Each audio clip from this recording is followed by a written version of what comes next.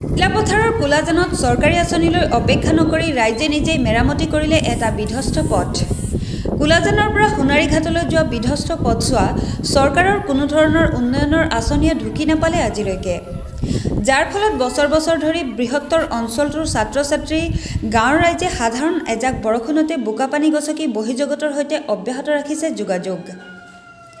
বৃহত্তৰ অঞ্চলটোৰ ছাত্ৰ-ছাত্ৰীৰ লগতে ৰোগী ৰাইজে এনে বিধ্বস্ত পথেৰে বিদ্যালয়, মহাবিদ্যালয়, চিকিৎসালয়লৈ যাতায়াত অব্যাহত ৰখাত ভুগিবলগীয়াত পৰিছে চৰম যাতনা।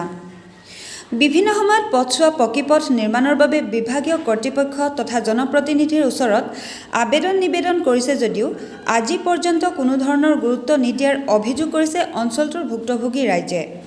সেয়ে চৰকাৰ জনপ্ৰতিনিধিৰ প্ৰতি আৰু পুনৰ আশা নকৰি ৰাইজে পথটোৰ ওপৰত মাটি পেলাই এনেদৰে শ্ৰমদানেৰে মেৰামতি কৰিলে বিধ্বস্ত পথটো।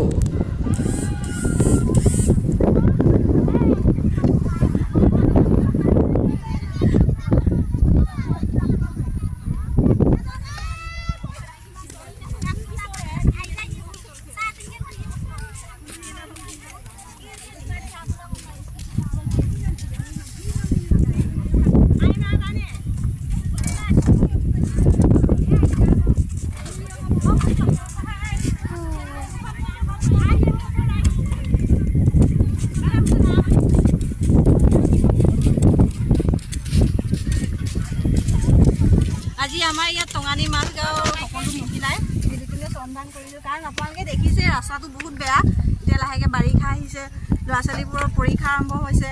কাৰণ যাতায়াত ব্যৱস্থাটো বেয়া কাৰণে আমি অ'টো এখনো যাব নোৱাৰে বা বেমাৰী হ'লে পটককৈ যাব নোৱাৰে। সেইকাৰণে আজি গোটেই মহিলাই মিলি পিনে আমি শ্ৰমদান কৰিছোঁ। কাৰণ ইমান দিনে চৰকাৰেতো আমাৰ ৰাস্তাটো দেখিয়ে পোৱা নাই, আৰু আমি বহুতবাৰ দৰখাস্তও দিছোঁ, আহিছেও ইলেকশ্যনৰ আগতে বনাই দিম বুলি কয়, পাছত একো নকৰে আমাৰ। সেইকাৰণে আজি গোটেই মহিলাখিনিয়ে মিলি আমি ৰাস্তাটো শ্ৰমদান কৰিছোঁ, যাতে ৰাইজে গোটেই এইটো বিবেচনা কৰি